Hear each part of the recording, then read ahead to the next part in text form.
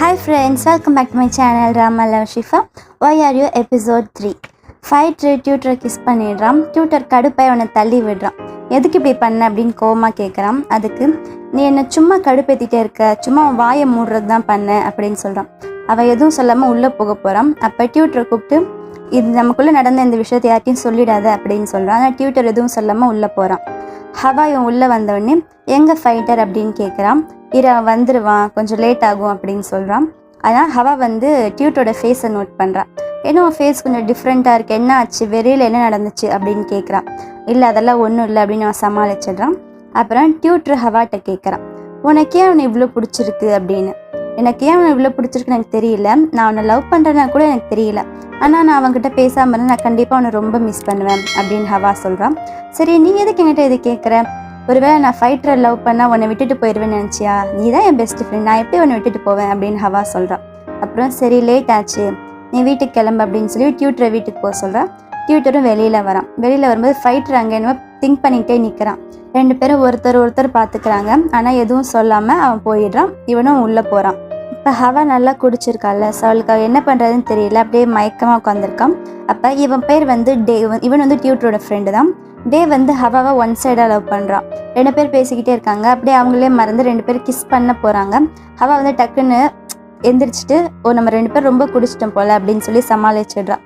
சரி ரொம்ப லேட் ஆயிடுச்சு, நான் வீட்டுக்கு கூட்டிகிட்டு போவா அப்படின்னு டே ஹவா கிட்ட கேட்குறான்.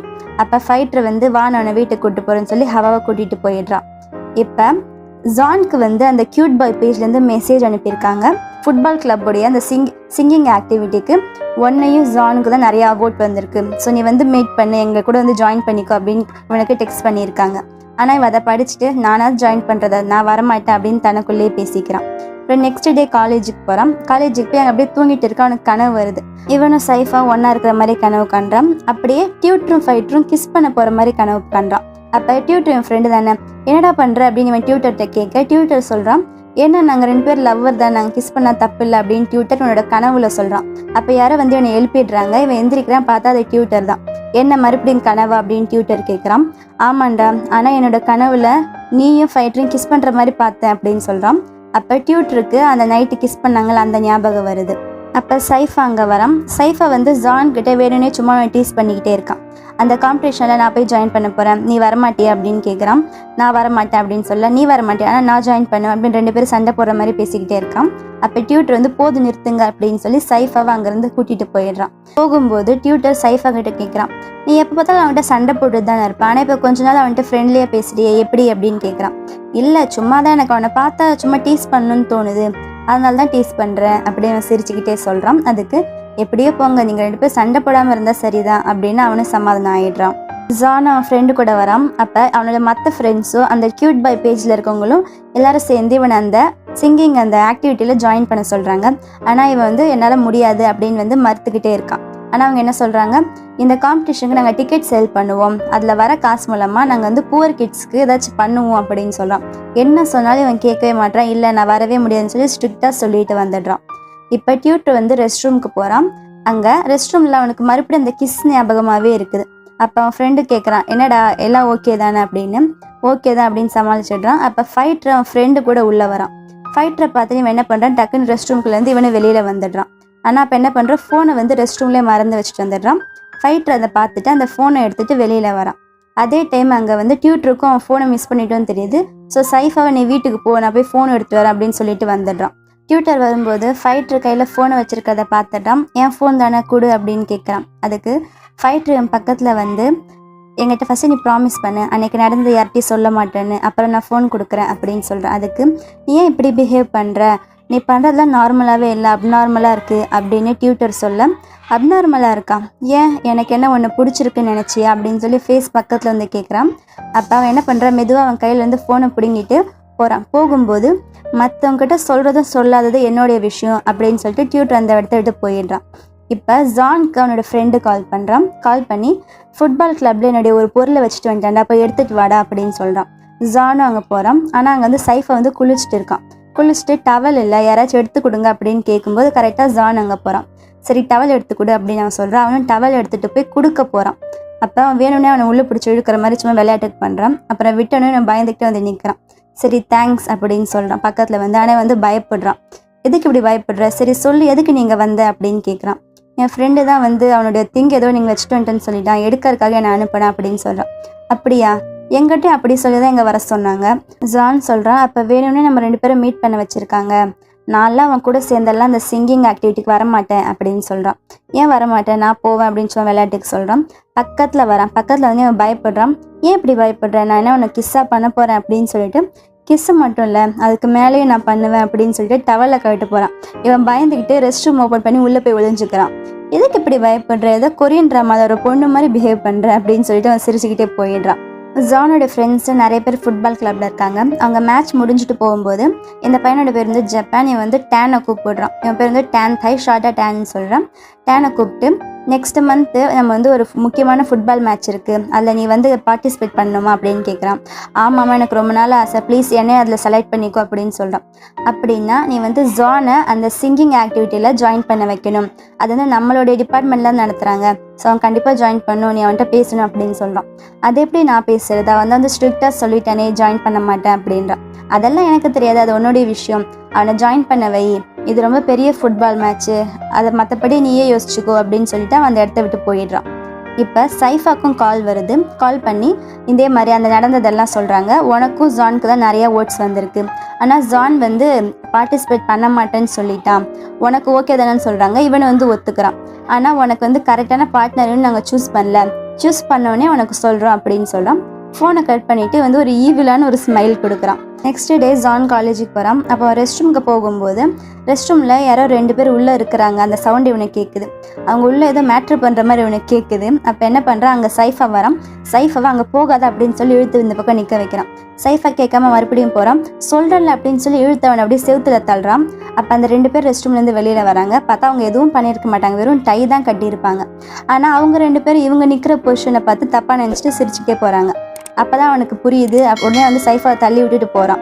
அவன் பயந்துக்கிட்டே போகிறத பார்த்து சைஃபா அவனை பார்த்து சிரிச்சுக்கிட்டே நிற்கிறான். இந்த பையனோட பேர் வந்து ப்ளூவை வந்து ஜால் மீட் பண்ணுறா. ஜால் யாருன்னு தெரியல, ஜானுடைய தங்கச்சி. என்னுடைய ஒரு நாவலில் நான் உன்னையும் ஒரு கேரக்டராக போட போகிறேன், உனக்கு ஓகே தானே அப்படின்னு கேட்குறான். அதுக்கு அவனும் ஹாப்பியாக ஒத்துக்கிறான். ஆனால் என்னுடைய கப்பல் யார் அப்படின்னு கேட்குறான்.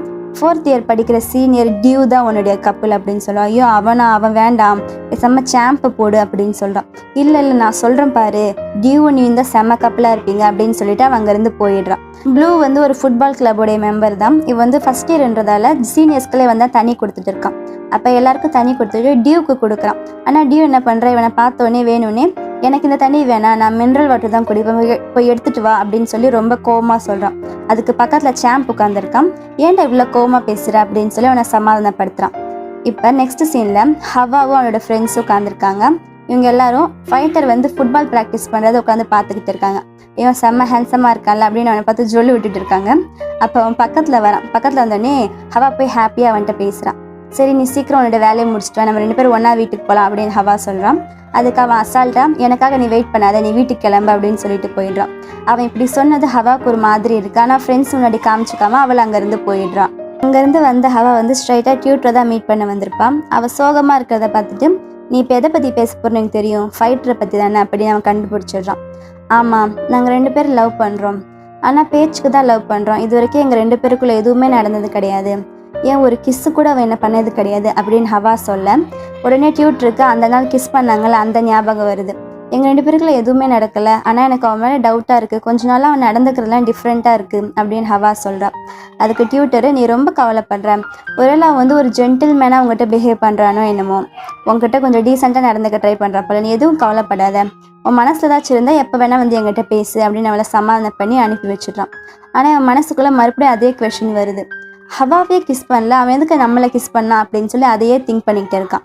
டியூட்டர் ஹவா கிட்ட பேசிட்டு நடந்து வந்துட்டு இருக்கான். அப்போ ஃபைட்டர் அவனை பிடிச்சி சொல்லு ஹவா கிட்ட என்ன பேசிக்கிட்டு இருந்த அப்படின்னு கேட்குறான். அதுக்கு ஹவா தான் உன்னுடைய லவ்வர் தானே, போய் அவகிட்டே கேட்டுக்கோ அப்படின்னு சொல்கிறான். ஆனால் நீ தான் சொன்னல ஹவா மேலே உனக்கு எந்த ஃபீலிங்கும் இல்லைன்னு, அப்புறம் எதுக்கு ஹவா கிட்ட வந்து எப்போதாவது பேசிக்கிட்டே இருக்க அப்படின்னு கோவமாக சொல்ல, நீ ஏன் இப்படி பிஹேவ் பண்ணுற, நீ பிஹேவ் பண்ணுறதுதான் டிஃப்ரெண்ட்டாக இல்லையா, கிஸ் பண்ணுறதும் ஹக் பண்ணுறதும் இதெல்லாம் அப்நார்மலாக தெரியலையா உனக்கு அப்படின்னு டியூட்டர் கேட்குறான். அப்போ 5 monthsக்கு முன்னாடி நடந்ததை காட்டுறாங்க. அப்போ இதே மாதிரி ஒரு நாள் காலேஜ்லேயே உட்காந்து டியூட்டர் ஃபோனில் ஹவாக்கு அட்வைஸ் பண்ணிக்கிட்டு இருப்பான். அவள் வந்து ஃபைட்டரை பற்றி தான் கேட்டுட்டு இருப்பாள். அதுக்கு இவன் வந்து ஒருவேளை அவனுக்கு டச் பண்ணுறது அதெல்லாம் அன்கம்ஃபர்டபுளாக இருக்குது போல், அதனால தான் அவன் அதெல்லாம் பண்ண மாட்டான், அவன் டீசெண்டாக இருக்கான் போல் அப்படின்னு சொல்லி ஃபைட்டரை பற்றி தான் ஹவாக்கு அவன் அட்வைஸ் பண்ணிக்கிட்டு இருப்பான். அப்போ அதே டைம் வந்து இந்த அட்வைஸ் எல்லாம் ஃபைட்டரும் கேட்டுடுறான். அவன் ஃபோன் கட் பண்ணி ஃபைட்டர் வந்து இவன் பக்கத்தில் உட்காந்து சிரிச்சுக்கிட்டே சொல்கிறான், பரவாயில்லையே நீ நல்லா புரிஞ்சு வச்சுருக்க அப்படின்னு சொல்லிட்டு அவன் பக்கத்தில் உட்காரான். அதுக்கு எதுக்கு என் பக்கத்தில் உட்கார்ற, யாராச்சும் பார்த்தா தப்பாக நினைக்க போகிறாங்க அப்படின்னு சொல்லிட்டு, நான் ஒன்றும் புரிஞ்சு வைக்கல, நான் ஹவாவை தான் நல்லா புரிஞ்சு வச்சுருக்கேன் அப்படின்னு டியூட்டர் சொல்கிறான். ஏன் என்ன புரிஞ்சுக்கணும்னு ஆசையாக இருக்கா அப்படின்னு ஃபேஸ் பக்கத்தில் வந்து கேட்குறான். நீ எதுக்கு எங்கிட்ட எப்போதாலும் இப்படியே பிஹேவ் பண்ணுற, நீ என்னோட ஜூனியர் தானே, நான் என்ன வேணால் பண்ணலாம் ஒன்று அப்படின்னு சொல்கிறான். யாராச்சும் பார்த்தா தப்பாக நினச்சிக்க போகிறாங்க அப்படின்னு சொல்லி தள்ளிவிட்டு அவன் நடந்து போகிறான். அப்புறம் டியூட்டர் வீட்டுக்கு போனோடனே சைஃபா வந்துட்டு அதே கேட்குறான். யாரோ காலேஜில் அவங்க 2 பேரும் பேசிக்கிட்டு இருந்ததை பார்த்துட்டு சொல்லியிருக்காங்க. அதுக்கு சைஃபா, நீயும் ஃபைட்டர் இன்னைக்கு காலேஜில் கிஸ் பண்ணிட்டு இருந்தீங்களாமே அப்படின்னு கேட்குறான். சரி கிஸ், அவன் தான் என் பக்கத்தில் வந்து பேசினான், அவன் எப்போ பார்த்தாலும் இதே மாதிரி தான் டீஸ் பண்ணிக்கிட்டே இருக்கான் அப்படின்னு சைஃபா கிட்டே இவன் சொல்கிறான். அதுக்கு சைஃபா, பசங்களாம் இந்த மாதிரி டீஸ் பண்ணிக்க மாட்டாங்களே அப்படின்னு சொல்கிறான். இது வந்து 5 monthsக்கு முன்னாடி நடந்தது, இப்போ அது இவனுக்கு ஞாபகம் வருது. நீ எப்பயும் இப்படியே தான் பண்ணுற, நீ என்கிட்ட மட்டும் தான் இப்படி டீஸ் பண்ணுறியா அப்படின்னு டியூட்டர் கேட்குறான். நான் மற்றவங்ககிட்டலாம் இப்படி நடந்துக்க மாட்டேன், உங்ககிட்ட மட்டும் தான் இப்படி அப்படின்னு அவங்ககிட்ட சொல்கிறான். இப்போ நெக்ஸ்ட் சீனில் ஜான் உட்காந்து அவன் ஃப்ரெண்டே யார்கிட்ட டெக்ஸ்ட் பண்ணிகிட்டு இருக்கான். அப்போ சைஃபா வந்து அவன் பின்னாடி உட்காந்து பார்த்துக்கிட்டே இருக்கான். பக்கத்தில் வரான். அவன் டக்குன்னு திரும்பி சைஃபா பார்த்தே பயந்துட்டு விழ போகிறான். சைஃபா அவனை பிடிச்சிடுறான். பிடிச்சிட்டு அவங்க ஃபேஸ் பக்கத்தில் இருக்கல. அப்போ சைஃபா அவனுடைய லிப்ஸே பார்க்குறான். அவன் பயந்துட்டு அவனை தள்ளி விட்டுட்டு போயிடுறான். அப்புறம் ஜான் வந்து அவன் ஃப்ரெண்ட்ஸ் கிட்ட சொல்கிறான், அவன் எதுக்கு அந்த சிங்கிங் ஆக்டிவிட்டியில் இந்த சைஃபா கூட பாட மாட்டேன்னு. ஏன்னா அவள் தங்கச்சி இந்த மாதிரி ஃபிக்ஷன் எழுதுனதும் அது உண்மையாக நடக்குதுன்னு அவன் பயப்படுறது எல்லாத்தையும் சொல்லிடுறான். ஆனால் அவன் ஃப்ரெண்ட்ஸ் இவனே கிண்டல் பண்ணுறாங்க. நீ அதுக்காக பயப்படுறியா, இல்லை இப்போ ஒருவேளை நீ போய் அவன் கூட பாடினா உண்மையாலுமே அவனை லவ் பண்ணிடுவோமோன்னு பயப்படுறியா அப்படின்னு அவன் ஃப்ரெண்ட்ஸ் கேட்குறாங்க. அப்படியெல்லாம் இல்லையே, எனக்காச்சும் பயமா, அப்படியெல்லாம் இல்லை அப்படின்னு அவன் சமாளிக்கிறான். இல்லை உனக்கு பயந்தான் அப்படின்னு அவன் ஃப்ரெண்ட்ஸ்லாம் கிண்டல் பண்ணுறாங்க. எனக்கெல்லாம் பயம் கிடையாது, நான் வேணால் அதில் பார்ட்டிசிபேட் பண்ணுறேன் பாரு அப்படின்னு சொல்லி இவனே உளறிடுறான். அவன் ஃப்ரெண்ட்ஸ்க்கெல்லாம் ஒரே ஹாப்பி அவன் பார்ட்டிசிபேட் பண்ணேன்னு சொன்னோடனே. இப்போ நெக்ஸ்ட் சீனில் அவங்க காலேஜ் ப்ரொஃபஸர் வந்து நிறைய டாக்குமெண்ட்ஸ் எடுத்துகிட்டு போயிட்டு இருக்காரு. கை தவறி கீழே போட்டுடுறாரு. அப்போ 2 பசங்க வந்து ஹெல்ப் பண்ணுறாங்க. அதில் ஒன்று டியூட்ரு, ஒன்று வந்து ஃபைட்ரு. ஆனால் அவங்க 2 பேருமே ஒருத்தர் பார்த்துக்கல. அந்த ப்ரொஃபஸர் வந்து இது வந்து என்னுடைய ரூமில் வச்சுருங்க அப்படின்னு சொல்லிட்டு போயிடுறாரு. அவர் போனதுக்கப்புறம் தான் 2 பேரும் ஒருத்தர் பார்த்துக்கிறாங்க. அப்புறம் 2 பேரும் ஒன்றா போய் ப்ரொஃபஸரோடைய அந்த ரூம் கிட்ட வச்சுட்டு திரும்ப வராங்க. ஆனால் கேட் வந்து மூடிடுறாங்க. ஸோ வந்து வேறு ஏதாச்சும் வழி இருக்கான்னு சொல்லி தேடி பார்க்குறாங்க 2 பேருமே சேர்ந்து. ஆனால் எல்லா வழியுமே பூட்டி இருக்குன்னு சொல்லி அங்கே இருக்க ஒரு டேபிளே 2 பேர் உட்காடுறாங்க.